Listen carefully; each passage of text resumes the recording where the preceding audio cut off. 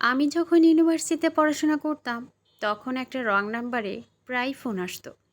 প্রায় ফোন দিত আমাকে। আমি বারবার নিষেধ করার পরেও সে আমাকে ফোন দিত। আমাকে বলতো সে নাকি আমাকে পছন্দ করেন। সে আমাকে ভালোবাসেন, আমাকে বিয়ে করতে চান। এরকম অনেক অনেক কথাবার্তা বলেন। তারপরও আমি নিষেধ করি। তাকে বারবার নিষেধ করার পরেও সে ফোন দিত। আমি যখন নাম্বারগুলো ব্ল্যাকলিস্ট করে দেই, তখন সে বিভিন্ন নাম্বার থেকে আমাকে ফোন দেয়। আমি একটা কাজ করলাম। আমি একটানা ৩ মাসের মতো আমার সিমটা বন্ধ করে রাখলাম। আমার একটা প্রয়োজনে সেদিন আমি সিমটা অন করেছিলাম। তারপরে সেই ছেলেটি আবার ফোন দিয়েছে। ওর নাম ছিল আবির। আবির আবার ফোন দিল আমাকে।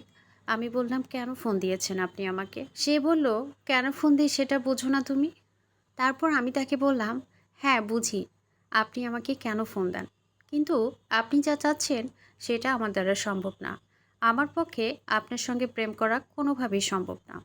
তারপরে সে প্রতিনিয়ত এভাবে ফোন দিতে থাকে। আমি তার সঙ্গে কথা না বলে সে কখনো কখনো রাতে না খেয়ে ঘুমিয়ে যায়। তার শরীরে একটা সমস্যা ছিল। তার নাকি আলসার। সে মাঝে মাঝে রাত্রেবেলা বমি করে।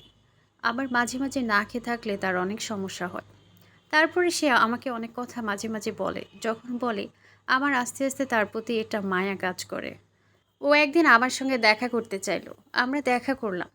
মাঝে মাঝে এখন ওর সাথে আমি দেখা করি। এভাবেই চলতে থাকে। আমরা দেখা করি এবং মাঝে মাঝে কথা বলি। কথা বলতে বলতে সে একদিন আমাকে বলে, "চলো আমরা বিয়ে করি।" আমি বললাম, "আচ্ছা ঠিক আছে।" তারপরে আমরা দুজন গোপনে বিয়ে করার জন্য সিদ্ধান্ত নিই। আমাকে সে বলেছিল, "তোমার জন্য আমি কি নিয়ে যাব?" আমি বলেছি, "তোমাকে কিছু নিয়ে আসতে হবে না।" কারণ ওর কাছে কোনো টাকা পয়সা নেই। ও কিন্তু টিউশনি করে নিজের খরচ চালাতো। আমি বলেছি, "তোমাকে কিছু নিয়ে আসতে হবে না। তুমি শুধু আমার জন্য নীল রঙের টিপ নিয়ে আসবা।" তারপরে ওর জন্য আমি সব আমার জন্য এবং ওর জন্য আমি সব শপিং করি। আমাদের বিয়ের সব শপিং কমপ্লিট, শুধুমাত্র টিপ ছাড়া। কিন্তু সে টিপ সে নিয়ে আসেনি। যাই হোক, একটু মন খারাপ হয়েছিল। তো পরবর্তীতে ভেবেছিলাম হয়তো ছেলে মানুষ ভুলে গিয়েছে।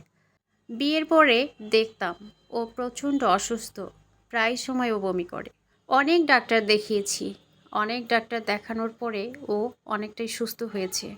আমি একটা জব পেয়েছি। আসলে আমাদের সংসারে তেমন কিছু ছিল না। ও যেহেতু বেকার, তো সেক্ষেত্রে আমি সংসারটা চালাতাম কোনো রকম কষ্ট করে। বাবার বাড়ি থেকে চাল ডাল নিয়ে আসতাম। হঠাৎ করে দেখলাম ওর ফোনে একটা রং নাম্বারে ফোন আসে। কলটা ছিল একটা গার্মেন্টস কর্মী মেয়ের নাম্বার। আমার হাজবেন্ড তাকে ফোন দিতে নিষেধ করে, কিন্তু সে বারবারই তাকে ফোন দেয়। একটা সময় তাদের প্রেম হয়ে যায় এবং তারা দুজন বিয়েও করে। এখন সে ওই মেয়েটিকে নিয়েই সংসার করছে। সে কখনো আর আমার খবর করে না। তাকে ফোন দিলে আর ফোন রিসিভ করে না। এখন তারা সংসার করছে। সে আর কখনো আমার কথা মনে করে না। আজকের ভিডিওটি একটি গল্প থেকে নাও। ভিডিওটি ভালো লাগলে অবশ্যই লাইক, কমেন্ট, শেয়ার করতে ভুলবেন না। দেখা হচ্ছে নেক্সট কোনো ভিডিওতে। সেই পর্যন্ত সবাই ভালো থাকবেন, সুস্থ থাকবেন। আল্লাহ হাফেজ। আসসালামু আলাইকুম।